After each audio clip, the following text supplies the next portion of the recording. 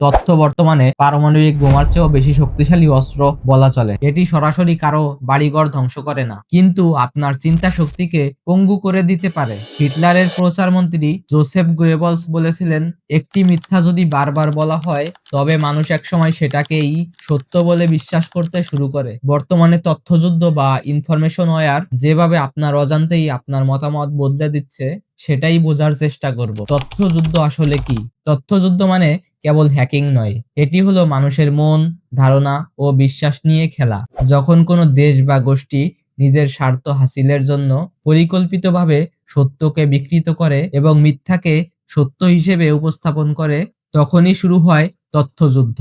বর্তমানে ইন্টারনেট এবং ফেসবুকের বিপ্লব আমাদের হাতে তথ্য দিয়েছে ঠিকই, কিন্তু সাথে দিয়েছে বিভ্রান্ত হওয়ার অবারিত সুযোগ। সোশ্যাল মিডিয়া স্ক্রল করতে করতে আমরা যা দেখি তা কতটা সত্য আর কতটা মিথ্যা বা সাজানো তা বোঝার ক্ষমতা আমরা হারিয়ে ফেলেছি বোধহয়। জোসেফ গোয়েবলসের দর্শন ছিল, মিথ্যা যত বড় হবে মানুষ সেটি তত দ্রুত বিশ্বাস করবে। কিন্তু কেন? কারণ বড় মিথ্যা মানুষের আবেগকে স্পর্শ করে। ধর্মীয় উস্কানি বা রাজনৈতিক অস্থিরতার সময় এমন সব খবর ভাইরাল হয় যা পুরোপুরি ভিত্তিহীন, কিন্তু বারবার একই পোস্ট আপনার টাইমলাইনে আসতে থাকে, তাহলে এক সময় আপনার মস্তিষ্ক যুক্তি দেওয়া বন্ধ করে দেয় এবং সেটাকেই ধ্রুব সত্য বলে বিশ্বাস করে নেয়। তথ্যযুদ্ধ বর্তমানে বিশ্বব্যাপী অদৃশ্য সংঘাতের কারণ। বর্তমান ইরান ইসরায়েল যুদ্ধেও বিভিন্ন নিউজ মিডিয়া প্রোপাগান্ডা ছড়িয়ে যাচ্ছে। এছাড়া 2016 সালে মার্কিন নির্বাচনে দেখা গেছে কিভাবে সোশ্যাল মিডিয়া ডাটা ব্যবহার করে ভোটারদের প্রভাবিত করেছিল। এটা প্রমাণ করে যে ব্যালট বাক্সের চেয়েও মানুষের নিউজ ফিড নিয়ন্ত্রণ করা এখন বেশি সহজ। ধর্মীয় ও সাম্প্রদায়িক বিভাজনে ফেসবুক বা টেলিগ্রামে ভুয়া তথ্য ছড়িয়ে সাম্প্রদায়িক দাঙ্গা বা গণপিটুনির মতো ঘটনা ঘটে থাকে। এছাড়াও রয়েছে বিভিন্ন অর্থনৈতিক গুজব। অনেক সময় আমাদের দেশে বলা হয় ব্যাংকে টাকা নেই বা নিত্যপণ্যের সংকট, এমন সব গুজব ছড়িয়ে বাজার অস্থিতিশীল করা হয়। এছাড়া আন্তর্জাতিকভাবে বললে আরব বসন্ত থেকে শুরু করে আজকের ভূ রাজনীতি, সব জায়গাতেই এখন বড় অস্ত্র হলো প্রোপাগান্ডা, অর্থাৎ যে পক্ষ তথ্য নিয়ন্ত্রণ করতে পারবে দিন শেষে জয় তাদেরই হবে। তথ্যযুদ্ধের আধুনিক অস্ত্র।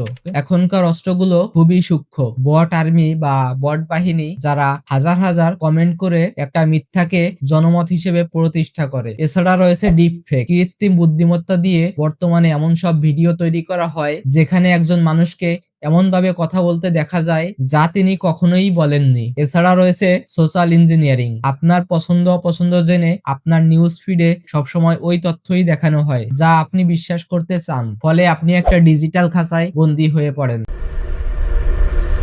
এখানেই বিতর্ক তৈরি হয়। কড়াকড়ি করলে বাক স্বাধীনতা নষ্ট হবে, কিন্তু বাস্তবতা হলো লাগামহীন মিথ্যা কথা একটা সমাজকে ধ্বংস করে দিতে পারে। তাহলে সমাধান কি? সমাধান রাষ্ট্রীয় সেন্সরশিপ নয়, বরং নাগরিকের নিজস্ব সচেতনতা। তথ্য প্রকাশ করার স্বাধীনতার সাথে তথ্য যাচাই করার দায়িত্ব ও আমাদেরই নিতে হবে। একটা কথা মনে রাখবেন, তথ্যযুদ্ধ থেকে বাঁচার উপায় একটাই, তা হলো সন্দেহ করার ক্ষমতা। কোনো কিছু শেয়ার করার আগে নিজেকে 3টি প্রশ্ন করুন। উৎস কি? খবরটা কি আমাকে খুব বেশি রাগান্বিত করেছে বা আমার পক্ষের হলে আমাকে বেশি আনন্দিত করেছে? আর 3 নম্বর হলো, অন্য বিশ্বস্ত মাধ্যমগুলো কি ঠিক এই কথাই বলছে? আর যদি তা না পারেন, তাহলে ভুয়া তথ্য ছড়ানো থেকে বিরত থাকেন, কারণ তথ্য আপনার শক্তিও হতে পারে, আবার তথ্য আপনার ধ্বংসেরও কারণ হতে পারে। সচেতন থাকেন, সত্যের পক্ষে থাকেন এবং ভিডিওটি ভালো লাগলে শেয়ার করে অন্যদের সচেতন হতে সাহায্য করুন। ধন্যবাদ।